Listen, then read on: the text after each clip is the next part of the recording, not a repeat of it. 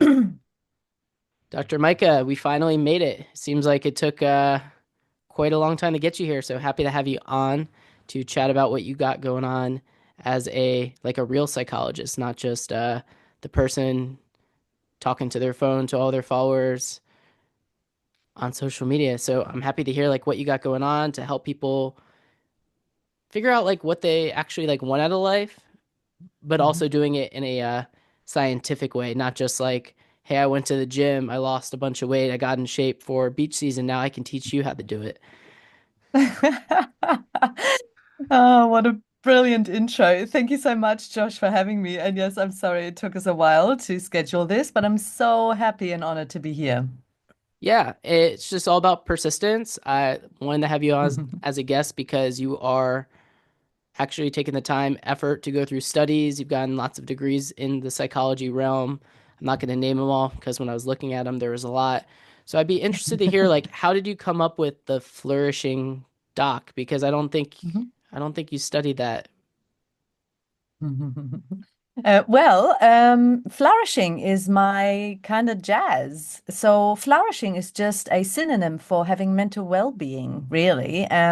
So it's basically the ultimate goal of positive psychology, I guess. So, positive psychology is a subdiscipline of psychology that concerns itself with how humans can create a good life. So, we all want to be happy and live our best possible life, don't we? So, positive psychology is the science that actually studies the how behind that. What does it mean to live a good life? How can we create a life that excites us? How can we attain happiness, but that deep level of happiness, not just the dopamine hit we get when, maybe we share a nice meal or we buy that new car. So, yeah, flourishing is at the center of the work I do. Is that the scientific term, or is there like a scientific term associated with flourishing? Or is that just the It way is. it is? It's called flourishing psychology? No way. No, it's positive psychology. Positive That is psychology. the discipline, but flourishing is the scientific term or synonym for having mental well-being.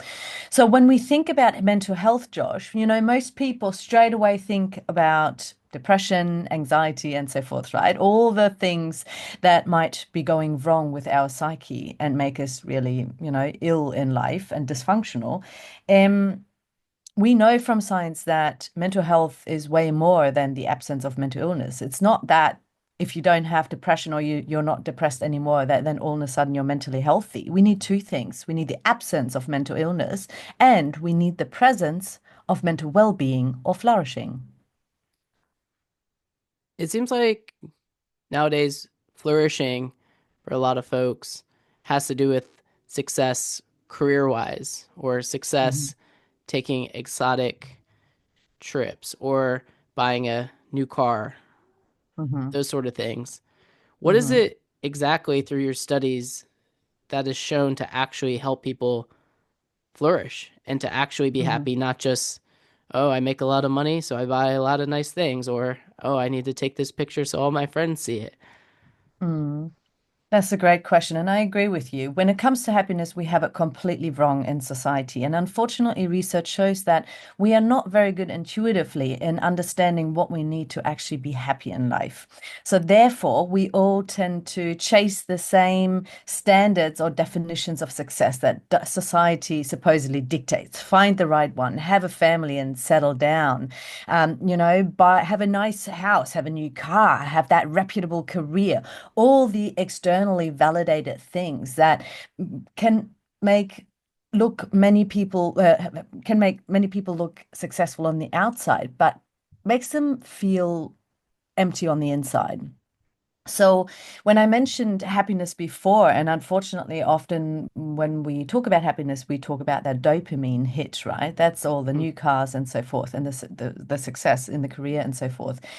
That's not really what we want. That's one tiny part of happiness. Yes, we do want to be hedonically happy, meaning we do want those moments of pleasure and joy, because that's what we need to get ourselves through this roller coaster called life. But in terms of flourishing, what we really need, in addition to that, is having the feeling that we can grow as a person, have a good level of self-acceptance, feel like our life has meaning and purpose, feel like we can actually live our passions and use our strengths and talents to do something that contributes something in this world. We need to feel like we are connected to other people in a meaningful and deep way, and to ourselves as well. And again, that we feel like we can contribute to society. So, in positive psychology terms, that we talk about three elements. It's emotional well-being, so that's your joy ride.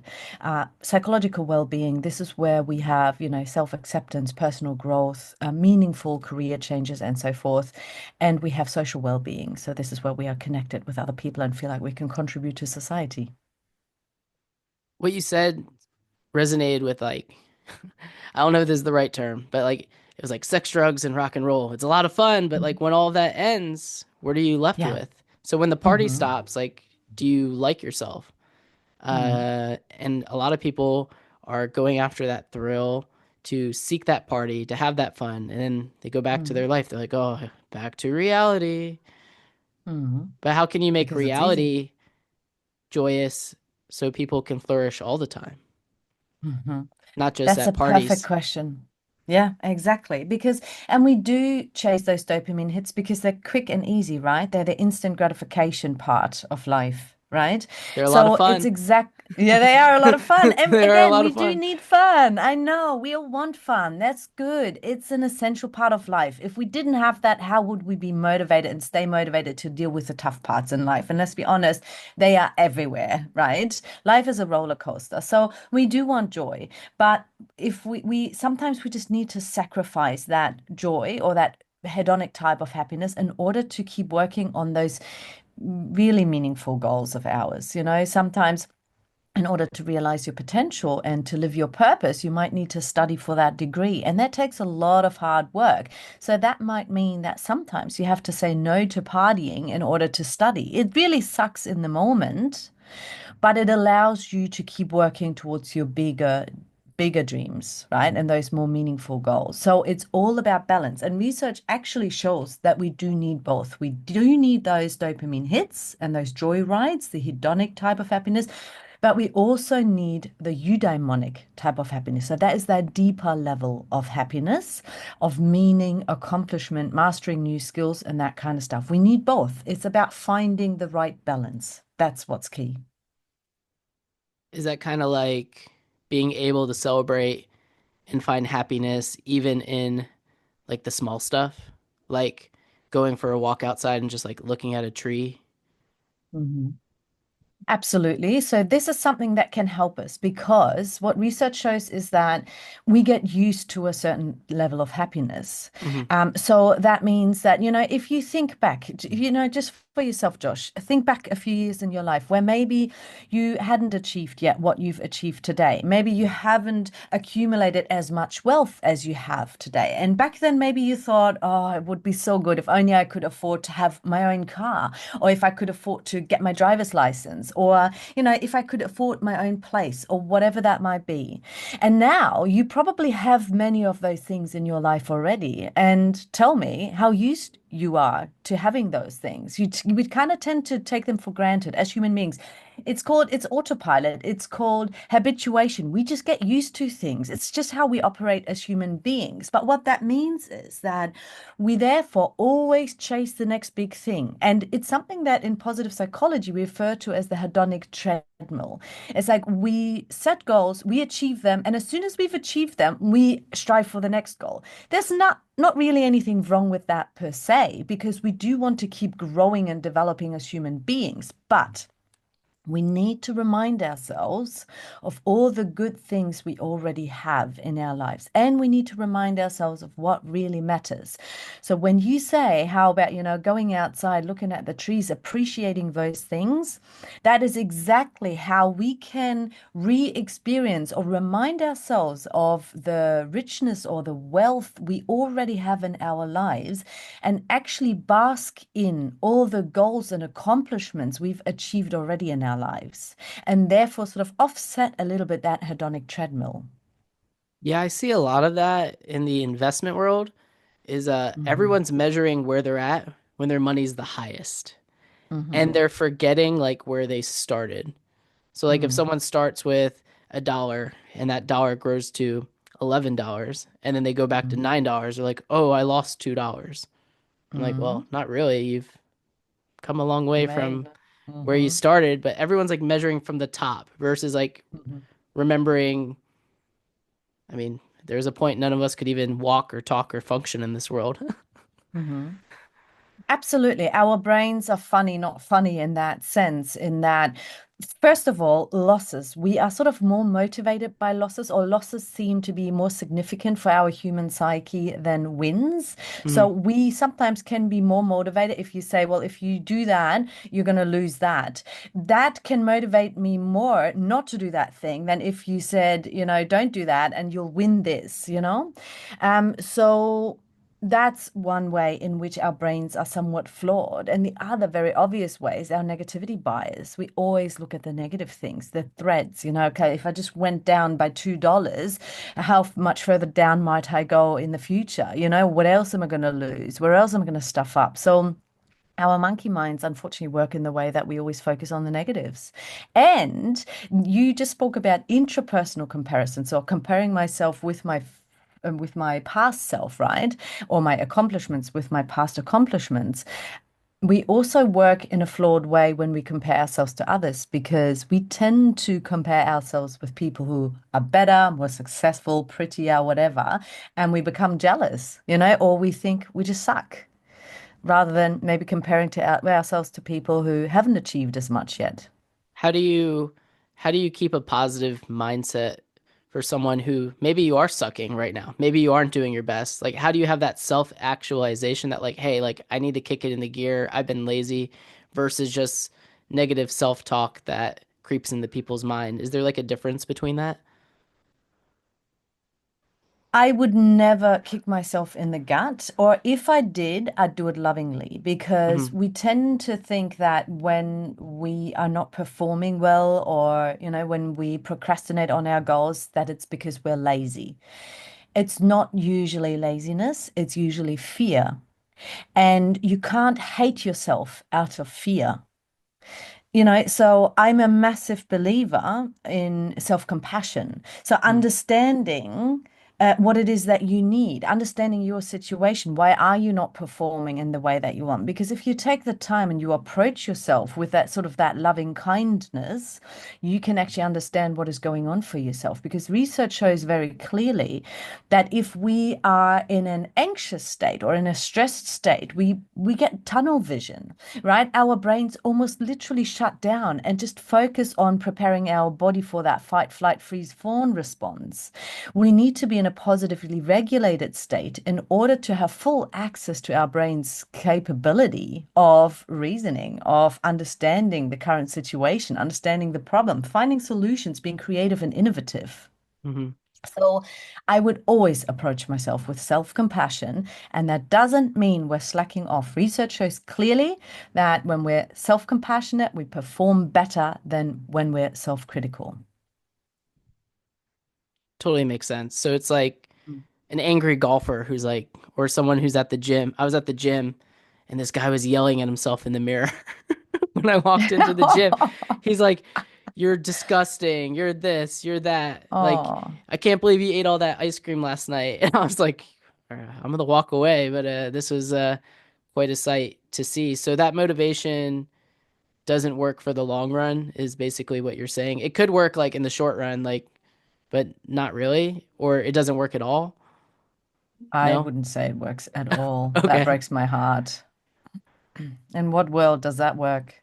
Well, it's like, I'm all for honesty. I'm all for honesty. Looking, giving yourself a hard look in the mirror or facing yourself. Self-awareness, yes. But talking down on yourself like that, no way. mhm. No way. Ask yourself what you need Would that be and more then like tend to ego? your needs Is with that like the person's kindness. ego coming out? Or is that something When they're completely different? harsh, Yeah. I think it's just learned self-destructiveness. Self-destruction. That's never good. Mm-mm. Because it kind of sounds like what you're saying is like being able to remain in the moment without getting flustered. And going through the process is what allows someone to learn to love the process. Like, yeah, I'm studying right now while my friends are partying. However, there's going to be a time where I'm going to look back and be thankful I didn't like sacrifice my future just for a couple of hours fun with people who may or may not be in my life in the next few years. Because as we get older, we see like people come and people go, and it's hard for a lot of people to deal with that. Mhm. And I don't even know whether you go to spend the time with those people, whether you just go to and maybe intoxicate yourself or go to dance and feel good in the moment. It doesn't really matter the reason, you know. And again, it just comes down to finding the right balance. Hmm. And with what you're seeing with a lot of the negative self-talk, I feel like on especially nowadays with social media being so prevalent, whenever I see someone talking negative, I feel like it's such like a cheap way to like rile people up. So from like your point of view, being that like you're an expert in psychology, when you see those sort of things online, because I'm sure they pop up, like what's going through your mind as a professional that like knows what someone's doing when they're stirring the pot? What are you trying to achieve? That's what's going through my mind. What are you trying to achieve? And is this really the best way to achieve that? Just asking yourself, you know, why are you stirring the pot like that? With what intention behind that? Are you trying to contribute knowledge? Are you trying to contribute insight? Are you trying to bust some myths out there? It doesn't matter what the intention is behind that. That will never be the best approach to achieving that. So if someone's not doesn't like know how like how could someone, let's just say like I see something and it gets me like all riled up. Like what are some steps someone could take to make sure that they are able to calm down and like see through the smoke screens people are like putting up there to like protect themselves from like getting riled up and make sure that they have like a clear mind? Yeah, great question. Turn your phone off, go outside. So, what you're talking about is self-regulation. You know, when we are stirred up like that, how do we regulate ourselves? There are so many things we can do. Breathing is one thing. You know, you hear it all the time. Take 3 deep breaths. Well, it works. And it works in particular when we exhale for longer than we inhale. It's all about our nervous system and how to regulate that. Go outside and run. You know, we talk about completing the stress cycle. So if you feel stressed because of something you watched, you will have a lot of stress hormones in your body, you know, cortisol and those kinds of things. The best way to get rid of them quickly is to complete the stress cycle by metabolizing them. Best way to do that is to go for a run, do some strenuous exercise, or just jump on the spot, do some star jumps, whatever you fancy. Exactly. My wife's always telling me like go do some jumping jacks. Yeah, exactly. Do some jumping jacks. Yeah, it's perfect. Works perfectly. But if you go, even if you go for a walk or go for a walk outside in nature, if you can, because forward ambulation is sort of the term, is when we move our body through space. And there's some research to show that even if we just see the objects come and go, as we do when we are going for a walk or we're going for a run, that stimulates our optic nerve, and that directly influences our fight or flight center in the brain and calms ourselves down. We can also sing or hum, even that has a calming effect on the body. Dance it out, talk to someone. So it depends, you know, do something that brings you joy, anything. Sometimes it's distraction. But if we want to do something really effective, I would say go and run. Get it out of your body, get it out of your system, or just some form of physical activity. Yeah, I can't remember who it was, but I talked to someone who's in the same field as you, and they were recommending to sing, like sing a song from like Yeah, your childhood out loud though. yeah, As yeah, silly as it sounds, like pick absolutely. like a, I don't know, do you have like a favorite song from your childhood? Uh, can't remember on the spot. I don't know. But it could be like anything, like I don't know, like my first concert was like Backstreet Boys, like listening to like a Backstreet Oh Boys song or well. something. Yeah. Just like brings you back to like being a kid or something like Mm, that, and then you just kind of like forget about everything. Um, mm, Something I've really been looking into because I've been figuring out that you can only get so smart in a field of study in terms of like mathematics or science and things like that. I've been really looking into like remaining in the now. So like I've been reading a lot of like Eckhart Tolle. Is that like mm. any similarities of like what you're doing with the people that you're helping? Yeah, absolutely. So Eckhart Tolle, is all about mindfulness, isn't he? Being in the now, being present, being mindfully aware. So, that's the whole idea of having awareness, but without judgment. And it almost brings us back to that punishment, self-punishment chat we had before. Understand what is going on for you right now, but do it without judgment. Just understand, look for solutions. If you want to get out of your current situation, you have to understand it first. And our minds are so tied up, either in the past, we're mulling things over and over, we ruminate all the time, or in the future. There is actually some research to show that it's all about having the right balance. Yes, we do want to think about the past, but more so about some positive memories. Look, and sure, if we've done some mistakes in the past, it's important we learn from them, but it never serves us to mull over and over those past mistakes and beating ourselves up for them, right? Learn from past mistakes, but then move on. We also want to be in the future a little bit with our minds because we want to set goals. We want to think about where we're headed in life, how we can make the most of our lives. So we do need to be in the future a little bit, but we need to be also in the now in order to appreciate life, in order to be fully present, especially when we're around people and with ourselves, and to understand what is going on for us in any given moment of time.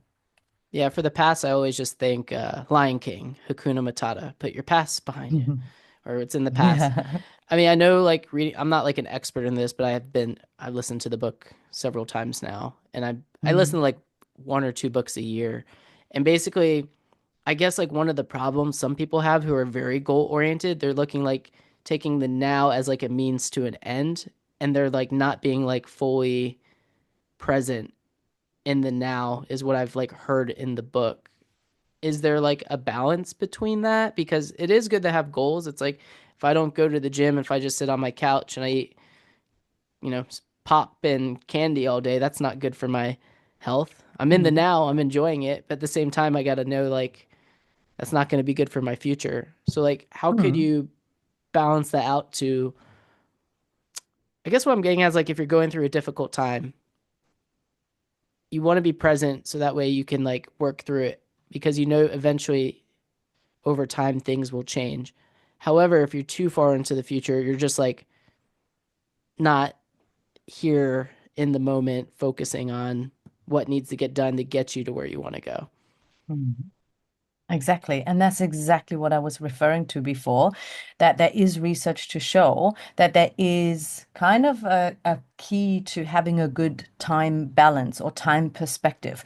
We want to be a little bit in the past because we want to cherish our good memories. It's also part of savoring. And that, by the way, is another way to regulate ourselves when we're in a stressed state. Think about your favorite childhood memories. And there's your song, your favorite song from childhood as well, But any memory counts. We want to cherish our favorite moments from the past. There's also some negative things in the past, so we need to learn from them. But that's about it. We need to think about the future because we want to all live intentionally. We don't just want to live like living robots, right? We want to actually determine which direction we would like to go in life. So we do need to think about the future and set some goals based on where we want to go. And once we've identified that, we want to be in the present and sure, enjoy what is going on, but also execute those goals. We need to do that in the present too. And being in the present doesn't just mean giving into your physical needs or into your action urges or anything like that. We can still have a filter. We can still self-regulate in the present moment. It might mean doing some deep work. It might mean turning the phone off and, writing that book. It might mean, making sure that you nourish your body with good food rather than giving into craving ice cream and chips. So it's not contradictory to be in the present and still be working towards future goals. Yeah, I get that. It's good to have something to work towards. And that Mm, I think that's like one of the main topics that he talks about that's hard for like one of the people he's like interviewing is like, it's good to have goals. However, he like talks about like right now is the most important time, so like you need to focus on the now, not the future, but the now is what's going to get you to the future. So focusing on the mm. now. It's like hard. It's hard. It's like hard to like think about like the first couple times, especially when it's all like new and you're hearing it.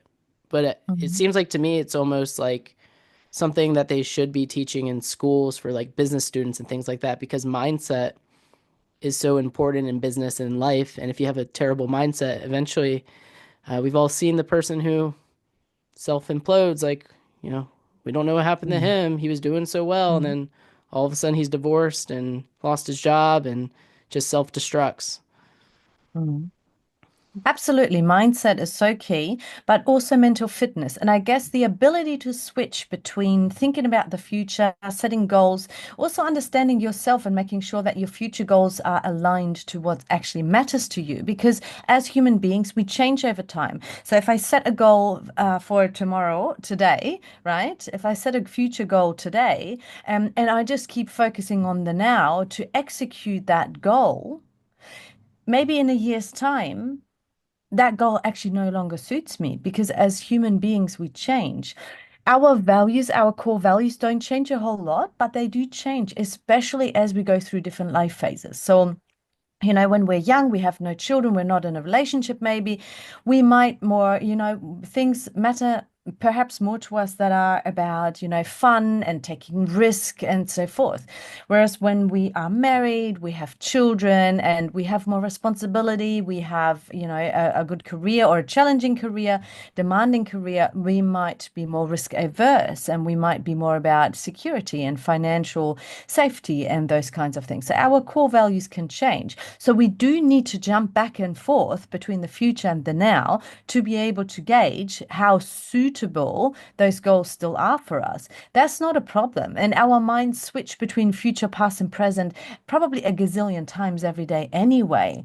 The key is not to let that, distract us. It happens. It's a normal part of being a human being. The So, key is to have enough mental fitness to then still be able to focus. so it's like you run into someone from your past and Mhm. maybe they're mean to you or they're like, "Oh, you changed." Typically that to me it seems like that's a positive thing, especially if the things or the activities that you used to do with that person don't suit you today, which is cool. Like, everyone goes through phases in life. So like how do how do people need to like take that? Is it like how do they take it as a positive when someone's like, "Oh, Dr. Micah, you've changed since I knew you in school a long time ago." Like it's like, "Oh, yeah, of course I've changed." But sometimes it could hurt people, especially when you had a good relationship with that person. Mhm. Absolutely. I mean, first of all, I'd question the whole statement. Like, why say to someone, oh, you've changed? Usually, there is a tone and voice. Usually there's a connotation. And usually when people say it, they kind of mean it in a negative way, right? Like, oh, you've changed. First of all, you would hope so, because if someone hasn't changed after a few weeks or months or years, that would be bizarre. As human beings, we have an innate human need to grow, and that means to change. So if someone tells you you've changed, you should think straight away, fucking hooray, because you've done things right. Now, obviously, if you know that you've done things right, if you know that you've changed in a way that is aligned to your goals, again, hooray, you've done everything right. And you probably then won't take it as an offense because you're content and happy with yourself. Usually, when people feel triggered by a statement like that, which is easy because why make such statements to anyone, really? Like, it's just judgment towards other people. Hmm. Um, Usually, when we're triggered, is because we are not happy ourselves with our own change. Usually, it's because there are things that we don't really like about ourselves, about our current situation. There might be changes we would have liked to achieve but didn't, or maybe some things went into a direction that we never wanted to, go down that path. So, that then I'd take as an opportunity to self-reflect and adjust my goals. So essentially what you're saying is if someone comes at you, you're just like, "Yeah, of course I've changed," versus if someone says that to you and maybe you take some offense to it, it could be because like it's kind of like hitting some sort of insecurity that someone has versus just like, "Yeah, of course I've changed. I haven't seen this person in 5, 10, 15, 20 years." Mhm. So that has to come down with Absolutely. like the mindset of each individual person. So if it happens to someone that's listening to this and it happens to you and you take it Mhm. negatively, then it's like, all right, maybe I need to do some self-reflection. Mhm. Yeah, I would definitely do that. But also, in the first instance, I would remind myself that for someone else to say something like that to your face and perhaps have a negative intention, although we often don't know, it might be better to give them the benefit of the doubt. Maybe they meant it in a positive way. And obviously, we can ask, how did you mean that? What change do you notice, you know? Um, Maybe just ask them. But also, who are they to judge? Would you say something like that to someone else and mean it in a negative way? You know, but why does your opinion matter about how someone may or may not have changed? And even if to you maybe it was a downward change, you know, a negative change, maybe to them that's the exact change they wanted. So who are you to judge, right? Some people just want to tear you down. Why don't they just focus on themselves and how they're changing and whether that's aligned to their own values? Maybe just pose the question back to them, you know, have you changed? Say It, thank you. How have you changed? yeah. I've done that before where someone said something. I said, "Oh, thank you so much." And I remember someone said, "It wasn't a compliment." Oh, wow. I was like, I just walked away. I didn't even say anything. Yeah. I was like, "Oh, thank you Yeah. so much." I was Yeah. like, and they're like, Perfect. "It wasn't a compliment." I was like, "All right, have a good day." Um, well, awesome, Dr. Micah. You have so many resources on like your Instagram and your website, so everyone can go check all of those out to help with their mindset. You also offer like a free little session too. I think I saw Chemistry call for coaching. chemistry call for coaching. Is it more for Mhm. like business people, non-business people, anyone who's just looking to do better with their mindset?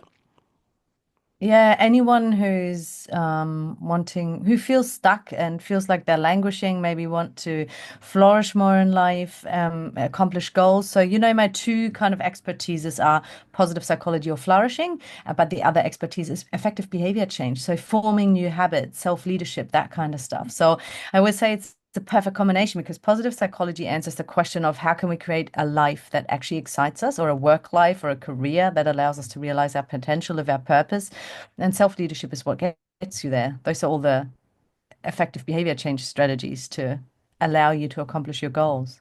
Beautiful. So the initial call, the little call, the chemistry call is for my coaching clients. So it can be for anyone, whether you're looking for a change in your career, whether you're looking to create your own business like the Flourishing Doc, whether you know, whatever, or whether you're looking for changes in your life. You know, you want to move countries, you want to become a digital nomad, you are unsure about, you know, what to do about your maybe your relationship situation, whatever that might be. So a chemistry call is important because research shows that about 60% of success in coaching sessions, but also in therapy sessions and counseling session is actually determined by the chemistry or the fit between a coach and the coachee, or a therapist and the client or the patient, and so forth. So it's important to have that chat and also to clarify exactly what a coachee or a client is after, what change they're hoping to see in their lives, and to see whether I can actually help them with that, because it's important we stay in our lane. And, you know,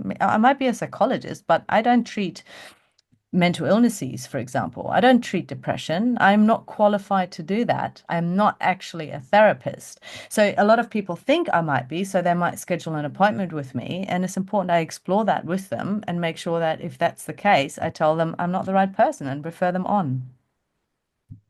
Beautiful. Well, Mhm. I love that you're helping people flourish while using proven psychology and science to help them do it because ultimately without a good mindset, you're not going to get where you want to go. So happy to have you on. We'll see everyone next time. Bye everyone.